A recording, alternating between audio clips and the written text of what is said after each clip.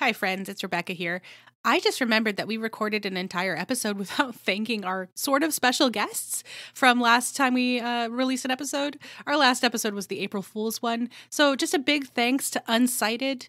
If you were listening to our last episode and you were confused, it was just our little April Fool's prank, and we should plug them again. So be sure to listen to Unsighted, an English Lit podcast, and follow them at UnsightedPod on Twitter.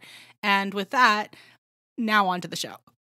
Seatbelts, everyone!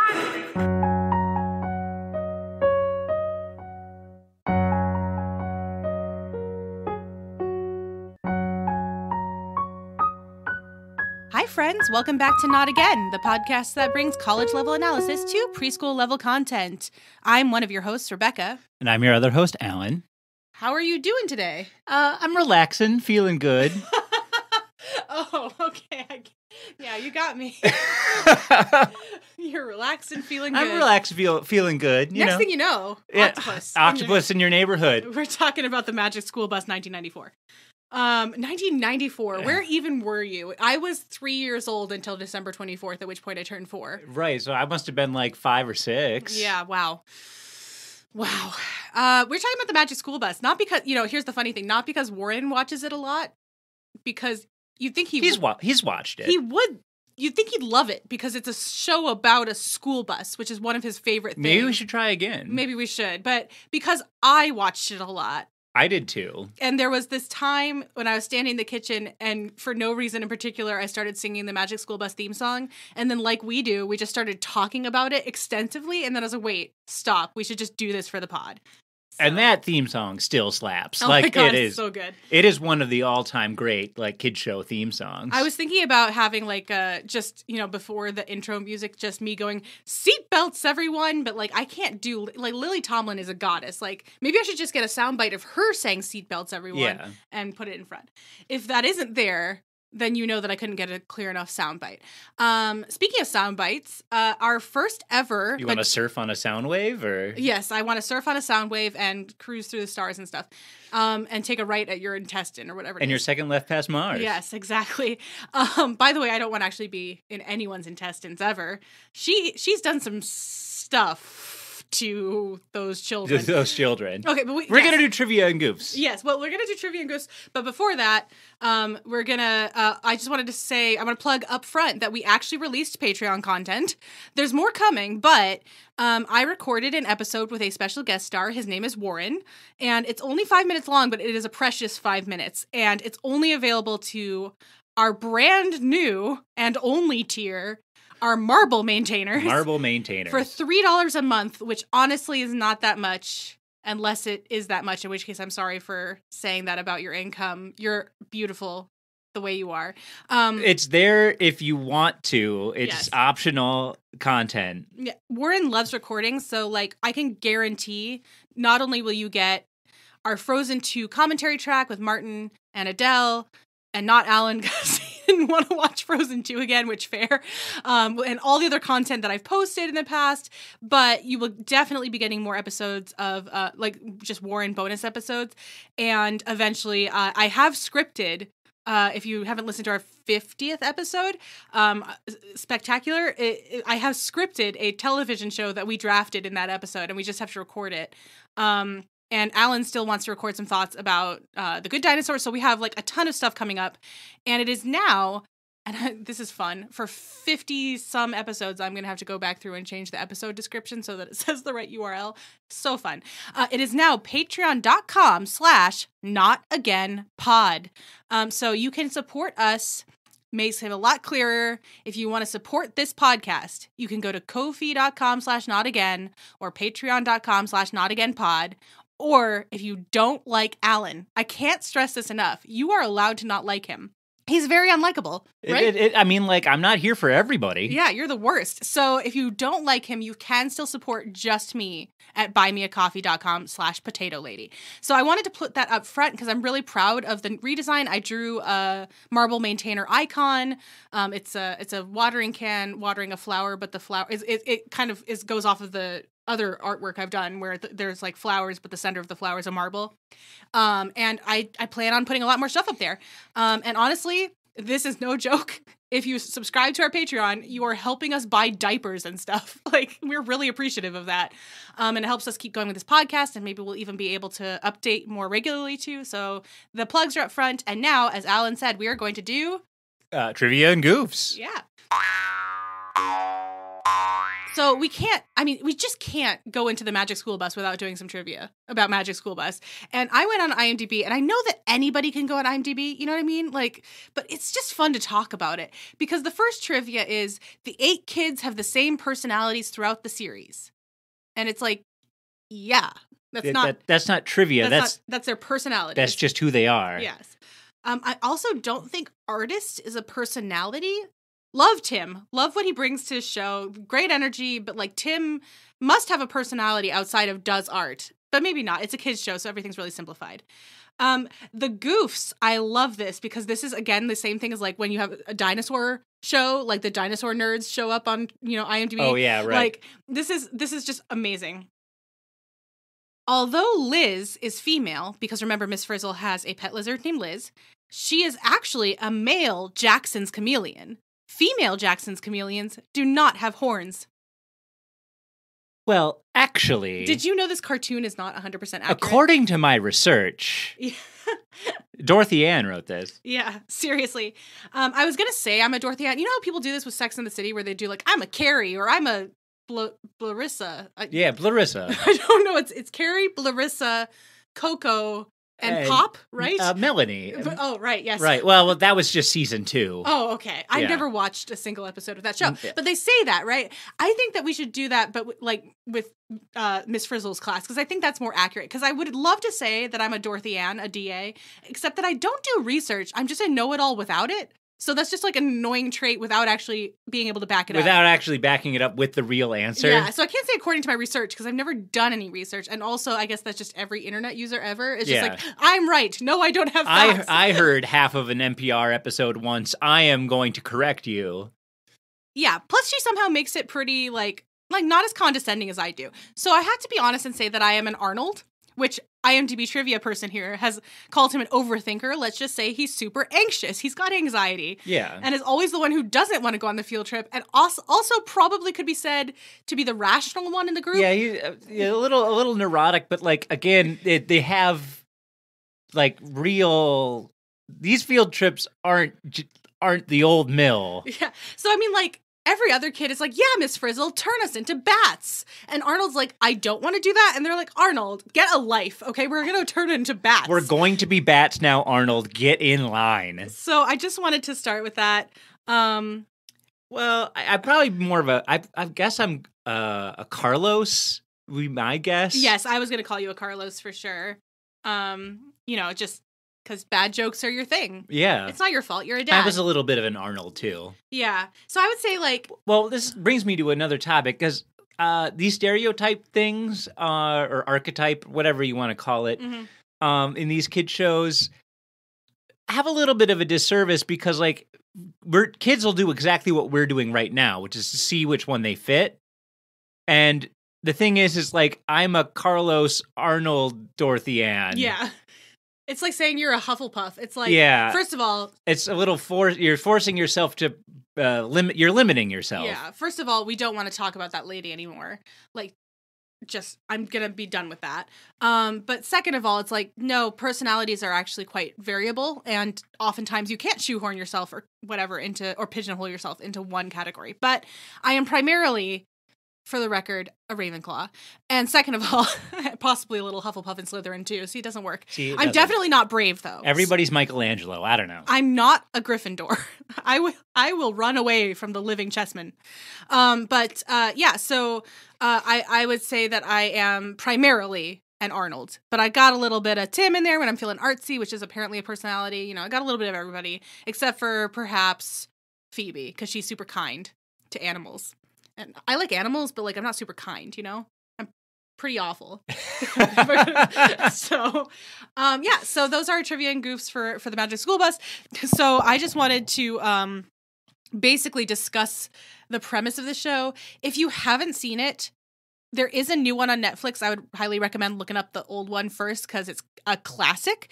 But basically, there's Miss Frizzle, and she is a teacher of an elementary school class. I want to say like 4th grade, something like that. And by the way, there were books. I think the books came first. And she had a lot more students in her class. In the book, there was like 10 or 12 of them, which makes more sense because like usually, especially with budget cuts, public school classrooms are overfilled. But she has 8 students, 4 boys and 4 girls in the TV show.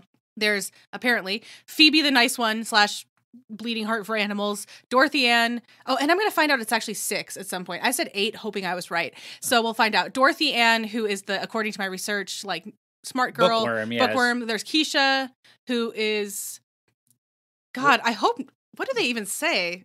I just see her as brave. An observer. Okay. Keisha's the observer. I saw her as brave. And then Wanda, they call her the adventurer, but that's just a nice way of saying that she's kind of stubborn. She doesn't like to be corrected, and she rushes in without thinking first. We'll say that. And then there is Tim, the artist, Carlos, the quote comedian, and then Arnold, we already talked about as the overthinker, and Ralphie, the athlete. Which he does wear like a shirt with a number on it. Oh yeah, and he has a backwards baseball cap, right? Yeah. There's like one episode where you see him without his baseball cap, and we're like, whoa. So that's her class, and let's just say that every day. So this is something we have to ask. Like, we watch episodes, but there's nothing to say that each episode follows like one day after the other. What if she's really doing field trips like once a month?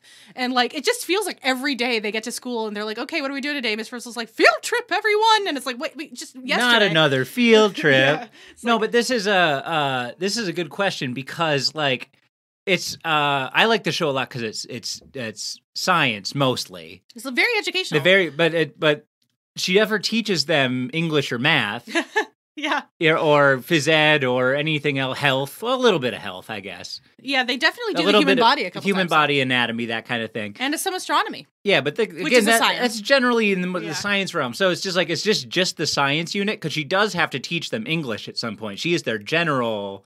Hold on, there's a little bit of sex ed because in one episode, and I think season 4, she does turn them into salmon babies. And like they watch salmon spawn. Yeah. And go through that cycle. So they know a little bit. These kids don't think they're fish. They understand they're not fish, but the process is similar enough where they can be like, okay, reproduction happens with eggs, okay, and there is some liquid in there somewhere. So, I feel like, Well, yeah, but you got to be extrapolate. very careful though, because if we clue people in that like this is part of sex ed, it's going to get banned in some states. Oh, so, right, yeah, sorry. Yeah, it's not sexual at all. It's not sexual. It really at all. isn't. So yeah, and I mean, like, yeah, that's true. It's very educational. I also love that they have, like, before Twitter existed, they still had the Twitter user section at the end where everyone called in to, I guess, the show writer or creator and was like, actually, did you know the planets don't align most of the time? Or like spiders don't do this. And it's like, yes, I know, but we had like a 20-minute runtime and they had to get to every planet.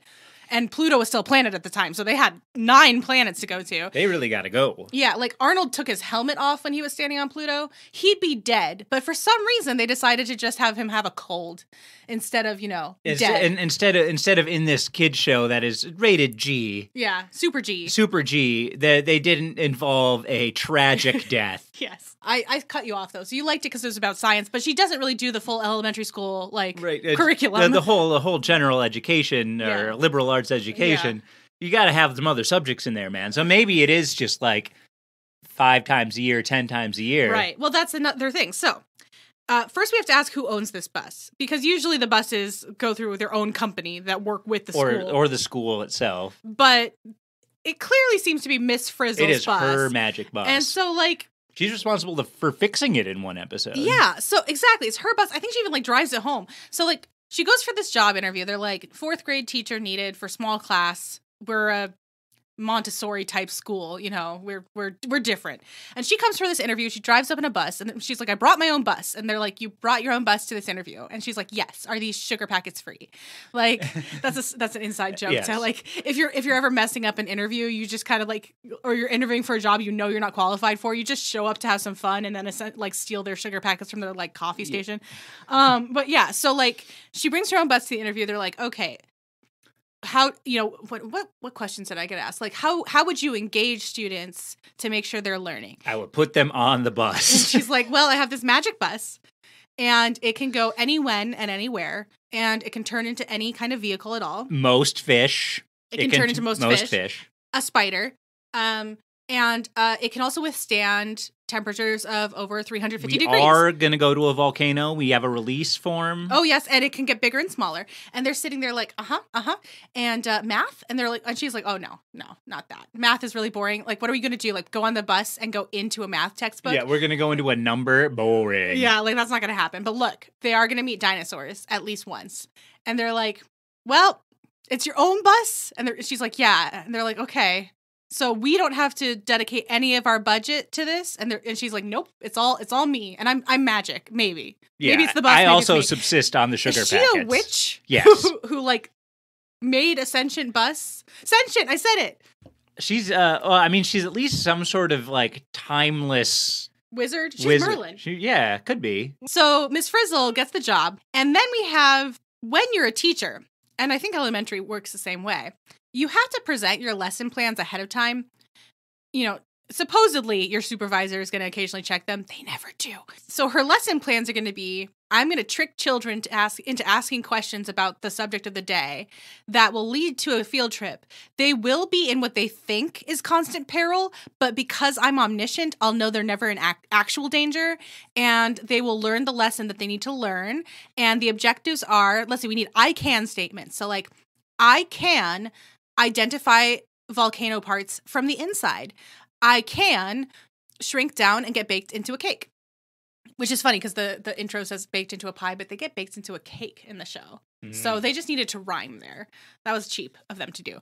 You know, and so she has to lesson plan this, and then field trips also need to be approved. Like you need a permission slip every time. Well, yeah, I mean it's if the kid isn't going to be in school, like just very factually, like if a parent needs to like pick them up for a dentist appointment or something, like they need to know well ahead of time. Like that, they are not going to be at the building. She kidnaps these kids regularly, like because you know she's not getting permission slips. Miss Frizzle does not do bureaucracy. She is not part of the administration. Yeah, she is outside of it. She is beyond it, and so permission slips. She does not care for such things. Does she even work here? Maybe not. Maybe she just wandered in one day and like, oh, did she kill the person who was supposed to teach there? No, I mean, she might have turned them into the lizard. Oh, the lizard, yeah. So the lizard. So she used her witch magic to turn somebody into a newt, and they didn't get better. And they didn't get better. If you didn't get that joke, then you can just stop listening to this podcast. But please continue to support us on Patreon. And then she was just like, this is my class now. Yeah. And the kids were a little bit afraid at first, and then they had one really rad adventure, and they were like, you know what? This totally beats math. Yeah. So,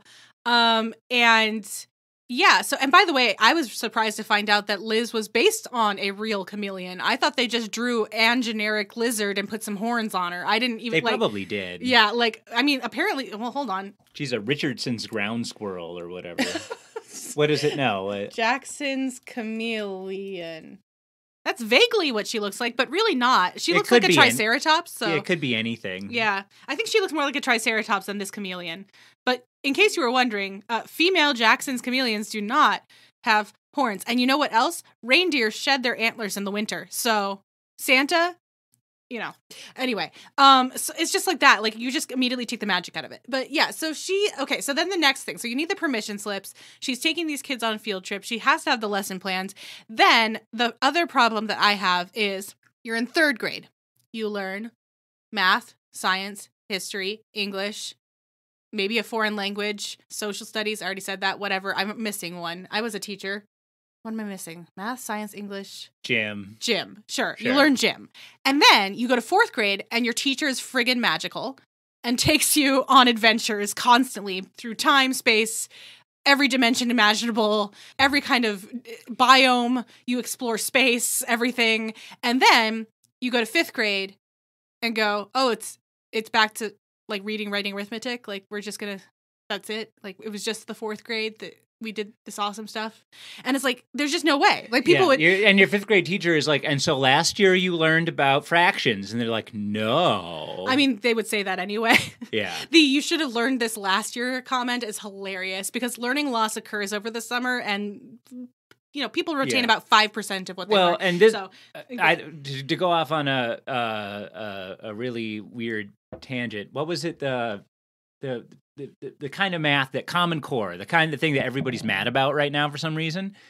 It turns out that one of the biggest proponents of that was the military, because since they move around so often, they want the children to have each grade be somewhat the same wherever you go. Standardized. And so, but then everybody's like, oh, this is big government getting in my way. I shouldn't be political on this show. But it's like, no, actually, like, we need this so that when kids move, they actually don't learn they don't read the same book 3 years in a row.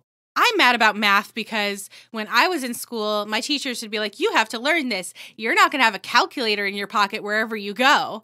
And guess what? I do now. I have a calculator in my pocket, a Siri in my pocket, and a Google in my pocket all at once. So if I need to know the volume of a cone, because you need to know that sometimes, you don't.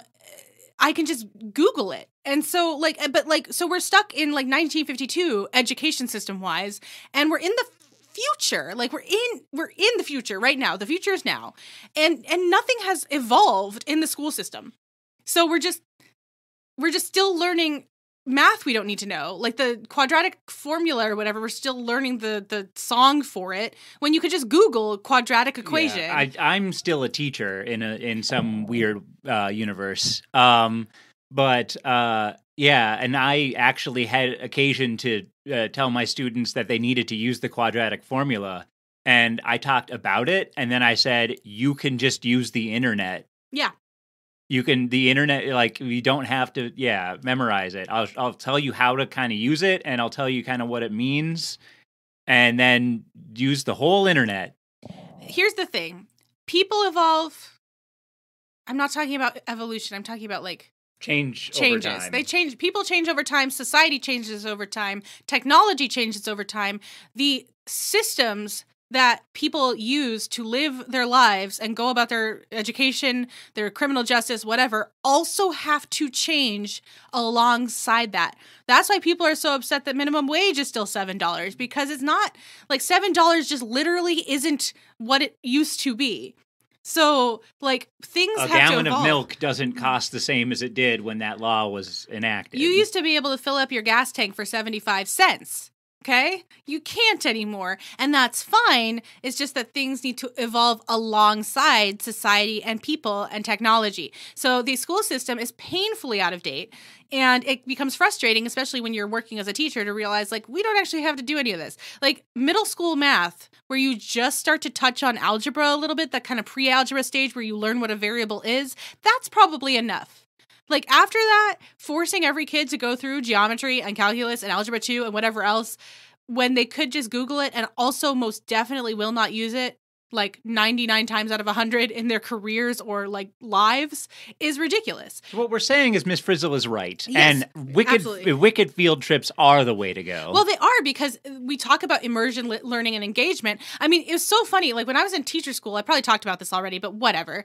Maybe you didn't listen to the podcast from episode 1. I hope you didn't. I mean, like, I hope you started at episode 8, listened to now, and then started at episode 1. You know what I mean? So when I was in teacher school, they were like, kids don't learn if they're bored.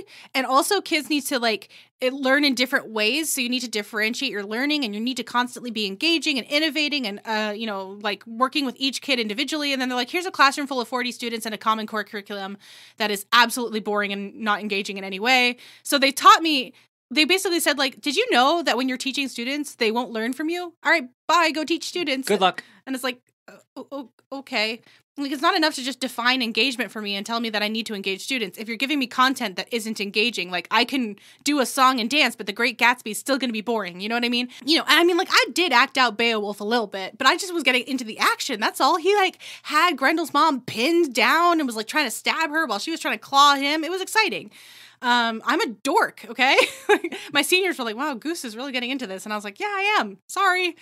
But not sorry, I guess. So anyway, yeah, Miss Frizzle's right. I mean, like, engagement, at least they're learning something. At least they will retain it. When they are 35 and 45 and 105, they are going to remember that salt is cube-shaped and sugar is crystal-shaped. They're going to remember that because they got baked into a cake when they were 8 years old. That's true. So Miss Frizzle is right.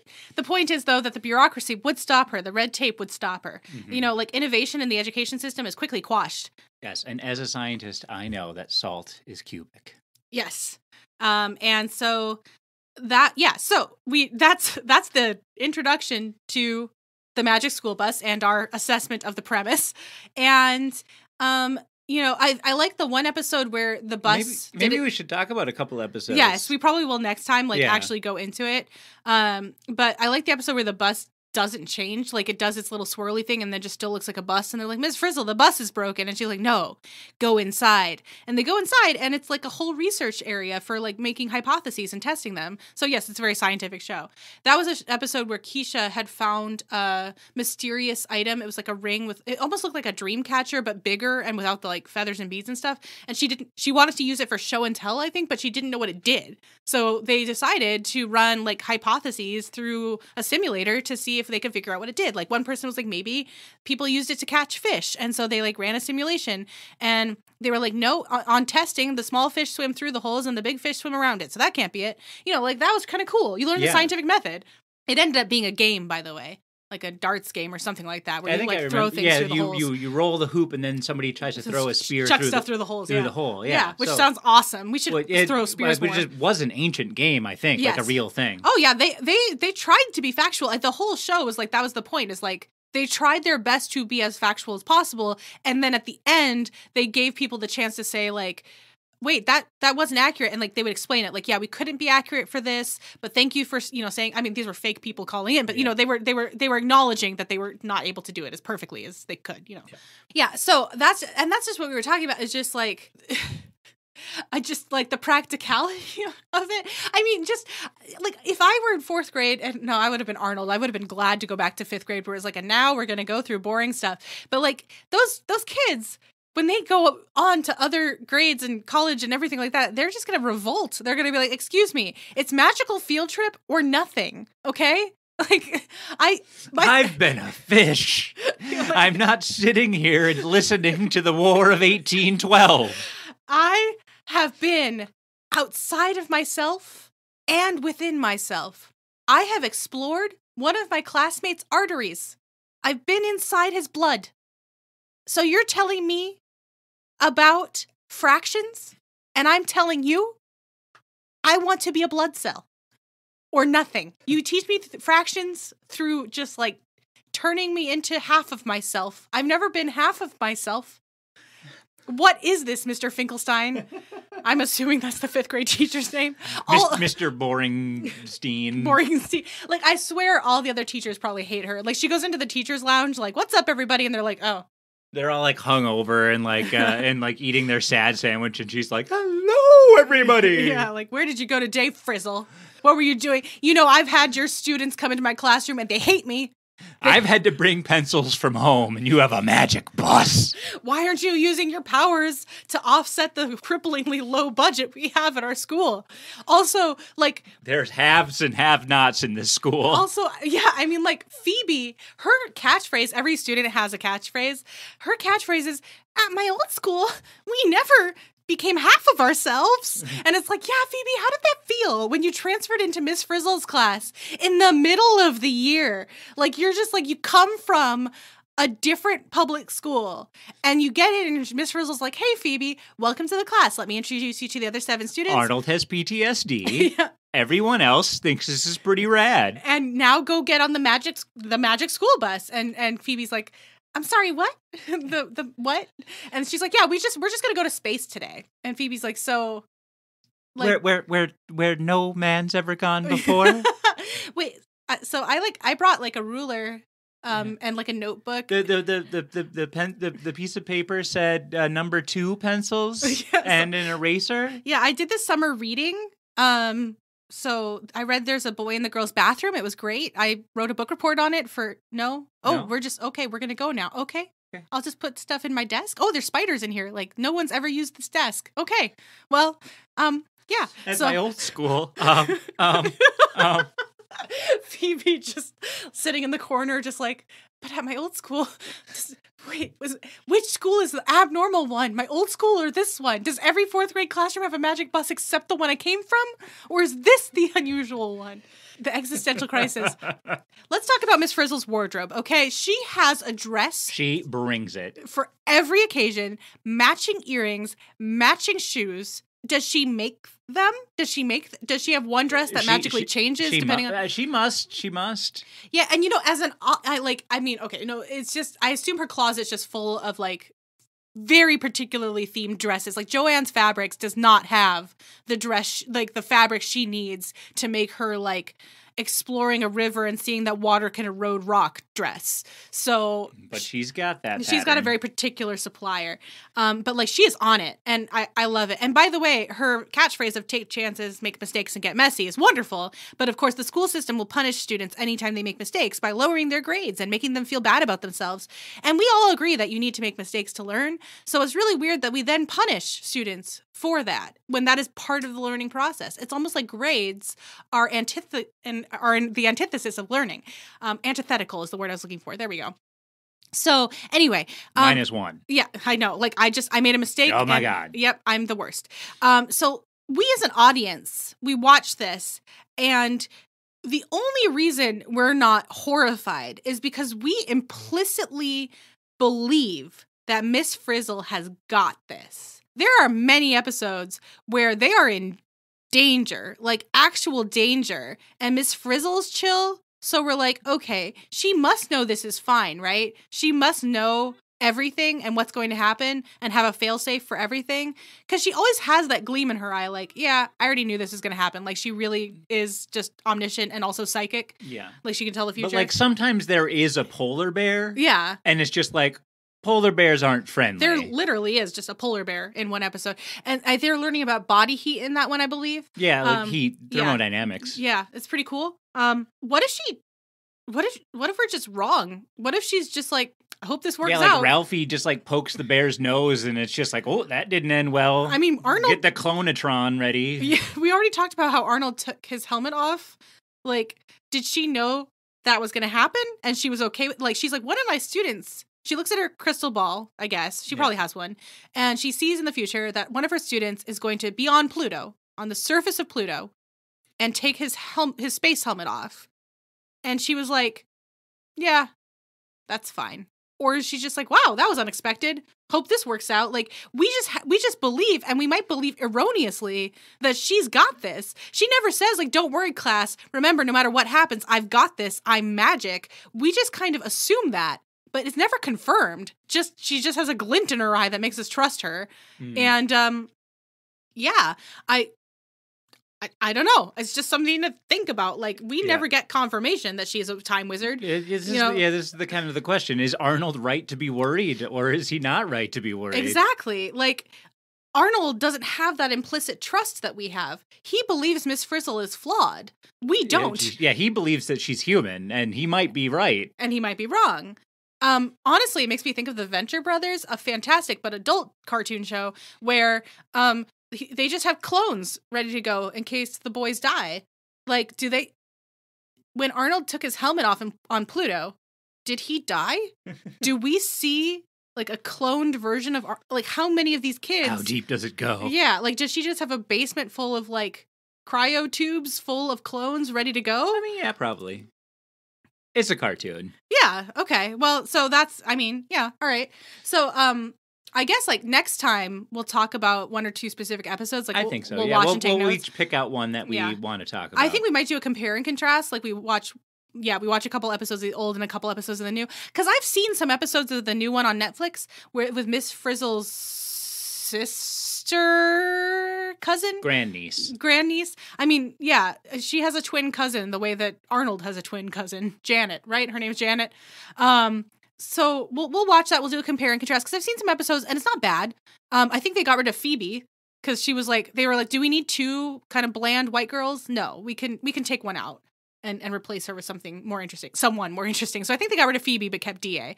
But it's just there's something missing from the new version that just doesn't quite hit the right notes for me. And I don't know what it is. So we'll have to do a compare. Yeah, it could be nostalgia, but it also just could be like it's the secret sauce. There was something magic about it, and it was literally Magic School Bus. Yes. But like, so there's a magic. To there was something in the special formula that's lost a little bit. Yeah. Maybe we can try and figure it out. So I'm not going to plug everything again because I just did at the beginning of the episode, and no one wants to go through that. However, I did think it would be pretty cool if I could give you a little sneak preview to show you what you're missing by not being a marble maintainer. So in just a second, you are going to hear a very special clip of my first ever bonus episode with Warren.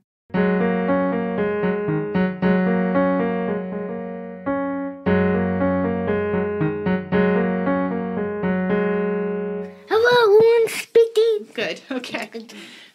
Do you like the color red? Correct. Yeah. Do you like to watch rainbow bunnies? Rainbow bunnies. And do you like bumblebees? Rainbow bunnies, Sadie. You want to watch rainbow bunnies on the TV? Okay. Okay. I can do that. Do you have a baby brother? Rainbow bunnies. You just want to watch rainbow bunnies now? I got you distracted. I'm sorry. That one. That one? Bunny. Let's see here. If I search rainbow bunnies in YouTube, what do we get? Oh, and rainbow bunnies. Oh, this is going to be fun. It's going to be a bonus episode where I watch your creepy cartoon and then buns, you talk about rainbow. it. This one? This one. Okay. The purple one here? Yeah? Okay, there it is.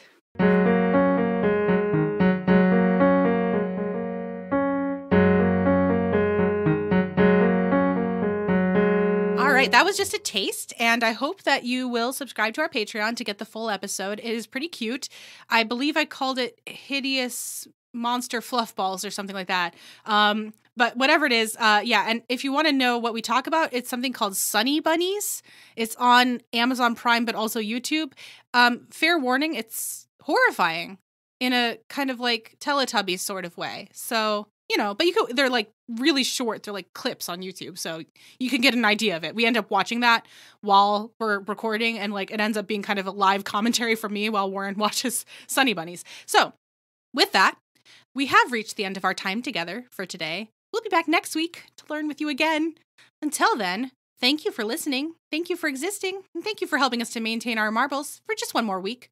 Don't forget, friends, if you're going to ride a Magic School Bus, do wear your seatbelt, because Lord knows that will protect you from octopuses and stars and space monsters. Does the seatbelts what protect them? I mean, she says seatbelts, everyone, and it's like at some point, Miss Frizzle, do the seatbelts matter? We're when in a a space cave. helmet doesn't. We're in a volcano right now. Yeah. And like they're not even wearing. Anyway, wear your seatbelt always. It saves lives. Don't forget, friends, wear your seatbelt. Wear your seatbelt, and that's that. I'm Rebecca. And I'm Alan. Bye, friends. Bye-bye. What? I have this is a stupid idea. Oh, okay. But I have an idea. Okay. So before you introduce the show that we're doing, Yes. you should just say, after you said, and I'm Alan, you should just say how you asked me how I'm feeling today. Okay. All right. You want me to do the whole introduction over again? Sure.